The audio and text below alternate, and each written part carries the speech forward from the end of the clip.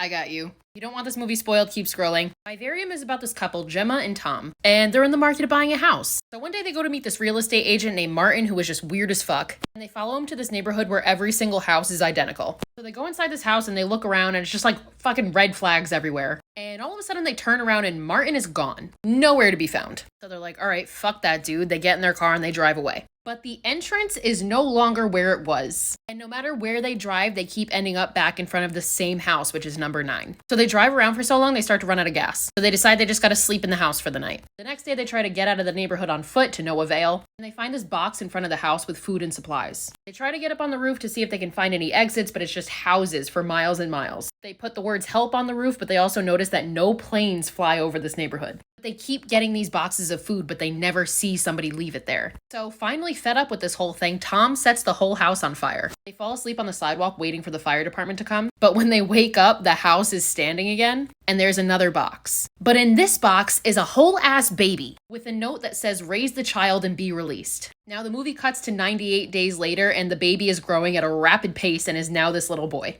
And the creepiest and most unsettling thing about this movie is the little boy's voice. Because it's not a boy's voice, it's like the voice of an adult trying to act like a child. And it's incredibly creepy. And he's an absolute menace. If you think the kid from the Babadook is terrible, he's got nothing on this child. In the front yard, Tom notices this piece of grass that is burned by his cigarette. And he starts digging a hole. Because he simply has no idea what else to do at this point. The boy gets more and more annoying and he just like mimics everything that the both of them say. And Tom basically says he wants to starve him and kill him, but Gemma won't let him. Now, one day the boy brings back a book. And Gemma's like, who gave you this book? Can you mimic and imitate them like you do us? And he starts making this horrific sound and his throat starts bubbling. It's traumatic. Then all of a sudden, the boy turns into a man. And he's still awful. And Gemma at this point is like, Tom, damn, I wish I let you kill him when he was a kid. So at this point, Tom starts to get really sick. But no medicine is ever coming in these boxes. But he still continues to dig this hole. And one day he finds a body in a vacuum sealed bag. At this point, the boy locks Tom and Gemma out of the house and Tom is dying on the street and literally dies in Gemma's arms. So what does the boy do?